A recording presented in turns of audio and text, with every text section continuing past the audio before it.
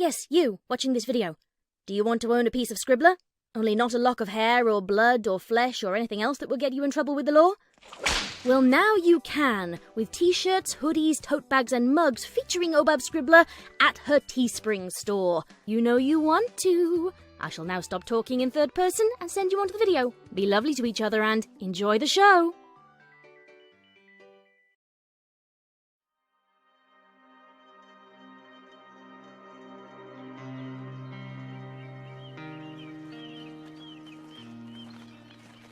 Applejack trudged through the snowy barnyard in the dark hours before dawn, just as she had every morning, every winter. She was wearing her boots, and her scarf was snug around her neck, but the biting chill in the air turned her cheeks bright red as she reached her destination behind the barn. She was looking forward to winter wrap-up next week, but today, she just had to get through today. That was what today was about. Being the best pony she could be, every day, starting today. Today was her birthday. The crowbar was cold in her mouth as she used it to pry open the top of the barrel. The smell hit her hard, and she coughed a little before staring down into the darkness. There was no ice. There hadn't been for a week and a half now. It was done.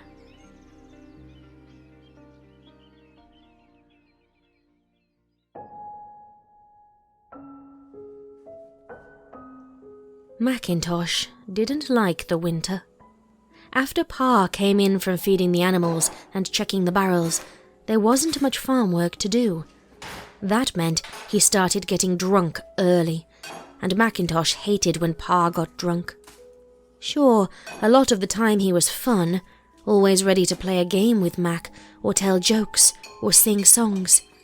But sometimes he got sad, or yelled at Mac for just being there.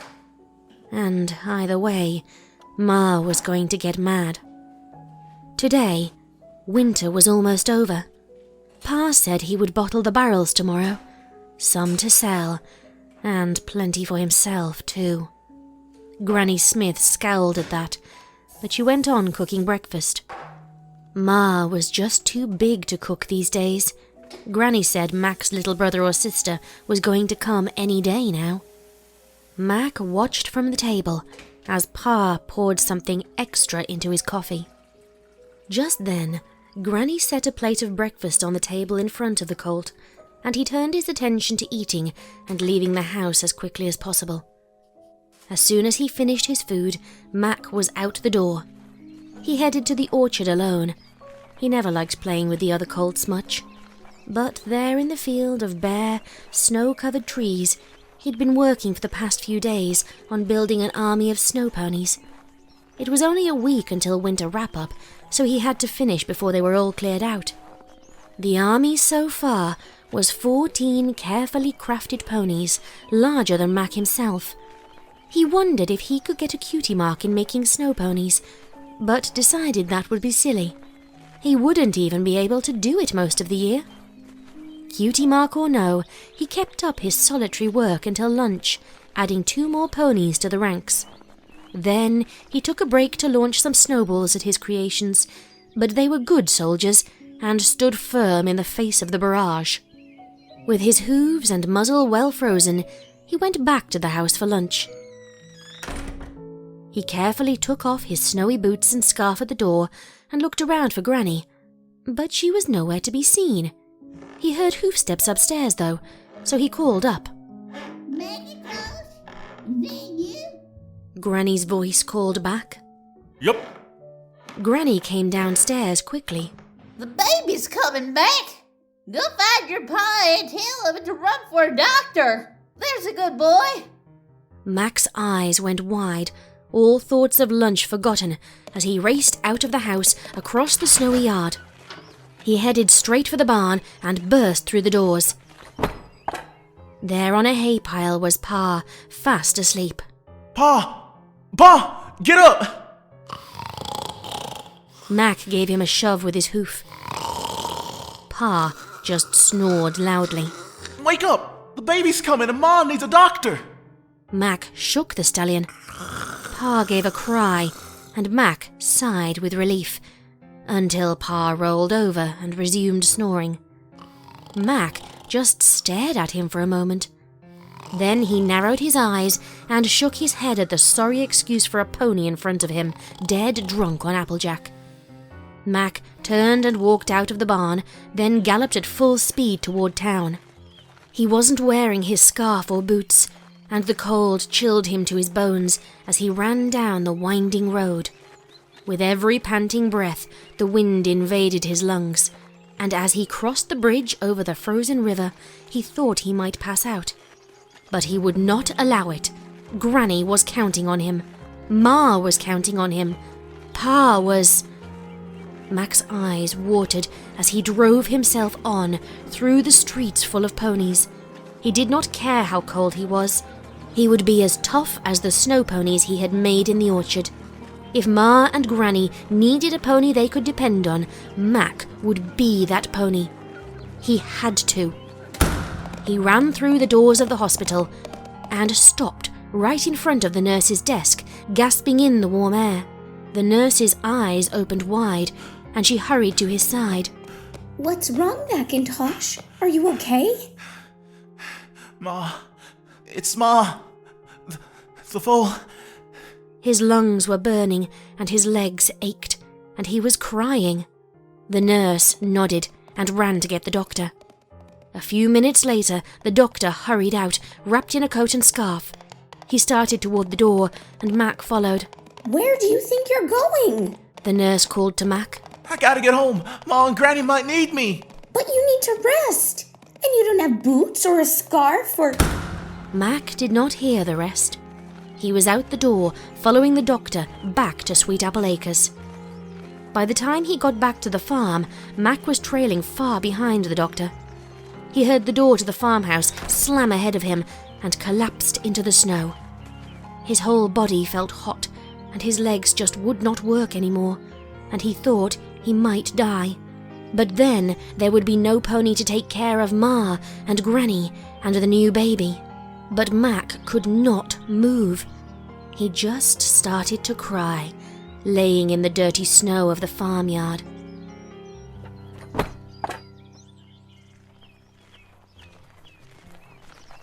He heard the crunch of hooves approaching and turned to see Pa emerging blearily from the barn. Mac wished he could get up to kick him. Instead, he just lay there as Pa came closer through the snow. Macintosh, you okay? Fine. Mac sniffled and bit his chapped lip to keep from crying in front of Pa. You don't look too fine. Let's get you warm. His father nudged him over his back and carried him into the barn, laying him gently in the hay. He grabbed a blanket and wrapped it around him, which Mac allowed partly because he was too tired to fight it, and partly because he was freezing. He laid there for a while, pulling together the strength to get up, to go inside and find Granny and make sure Ma was okay. Finally, with way too much effort, he pushed the blanket off of himself. Pa saw him moving and sat down next to him. Now, y'all want to tell me what happened? Mac glared at his father. Had to run to the doctor. Ma's having the foal. She is? Well, why didn't you get me? Bright Mac asked, surprised. I tried. You were passed out. The stallion did not say anything. He looked shocked. Mac held his glare. I ran and got the doctor. He's in the house right now. Ma could have died, and you'd still be laying there drunk. Pa's ears drooped, and he hung his head. The two ponies stood there for several long minutes before Pa whispered. You're right. Mac said nothing. Pa nodded. You're right, Mac. Come here. The stallion started quickly out of the barn, Mac following as best he could. His whole body still hurt, but he was curious about what Pa was going to show him. Pa led him around to the back of the barn where the rows of barrels of Applejack stood. Mac glared at the barrels of alcohol, then at Pa. But Pa just looked Mac in the eye. What's in them barrels is the wrong I done to you and your ma. It's just too easy to get caught up in them and not be all there for what's important. I'm sorry, Mac. I'm sorry for today. And for all the days I ain't been there. But words are nothing if you don't act on them. With that, Pa walked up to the first barrel, turned, and gave it a buck. The barrel splintered, and the Applejack poured onto the ground, turning to strong-smelling mud. Mac backed up to avoid the mess, but Pa just stepped through it and gave the next barrel a buck. Every barrel got the same, smashed to pieces, its contents soaking the freezing ground. When he finished, Pa looked over to Mac and swallowed hard. Today's the start, Mac. I'm gonna be the pony you and the foal deserve for her father.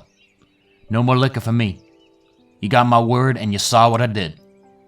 Mac smiled. Pa walked over to him and gave him a nuzzle.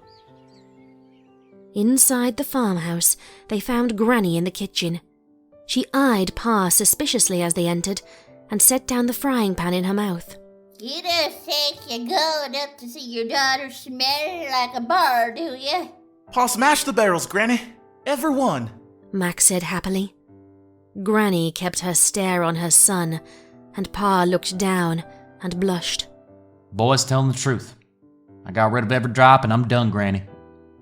And I'm sorry. For the first time Mac could remember, Granny smiled at Pa. Well, in that case, y'all can come on up and be the happiest little filly I've ever seen. And I've seen some happy little foals in my time. Mac and Pa washed up and went downstairs. The doctor had left already, and Mac saw Ma laying in bed and the little baby in her forelegs. The foal was orange, with a halo of golden curls and a smile on her face while she looked around at everything in the room. Mac just watched her, tears coming to his eyes. Something wrong, Sugar Cube? Ma asked softly. Pa smashed the barrels. You're safe, and I got a little sister. This is the best day of my life, Mac said, and he walked over to Ma and nuzzled the foal, then buried his face into the quilt to dry his tears. You really smashed him? Ma said to Pa as he came into the doorway. Yep. And I'm dumping the bottles too. It's just what I should have done ages ago. But I'll be a pony you can be proud of from now on.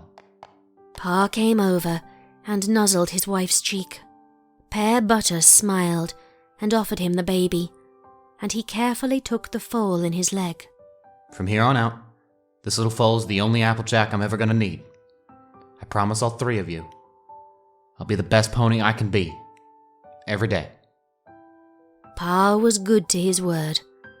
From that day on, he was never drunk again, and he was the most dependable pony on Sweet Apple Acres and in all of Ponyville, until the day he died. Every fall, Pa would take some cider and make 1 barrel of Applejack. Whenever they wanted to, Mac and Applejack could go with him on those frosty mornings to break the ice and pull the chunks of water out of the liquor as it got stronger day by day. As the foals got bigger and made their own mistakes, they understood more about why Pa still made the barrel. It was a reminder, a ritual, and Applejack and Big Macintosh learned to make that barrel their own flaws and weaknesses. After Pa died, Applejack set the barrel herself every winter. Applejack only ever knew Pa as a good, upstanding pony. He told her the story of her name, and he taught her to get up on the darkest, coldest mornings of the year and face the demons in the barrel. She had never touched a drop in her life, but she always thought she could see her own demons there in the dark. And every day she let them get stronger, all winter, until just before spring. And With the sun rising over Sweet Apple Acres on the morning of her birthday, Mac joined her in the farmyard. She smiled at him and handed him her hat. Mac took it and smiled back. There were tears in their eyes, for Pa and for Ma, and for all the times every pony spent too wrapped up in their wrongs, whatever they were. Applejack turned and bucked the barrel so hard that it splintered, golden liquid sloshing onto the snowy ground, filling the farmyard with the scent of apples and alcohol. And, just like that, she was the only Applejack on Sweet Apple Acres, and every pony could start today as the best pony they could be. Mac smiled and nuzzled her as he set her hat back on her head. Applejack smiled back, and they started on their chores.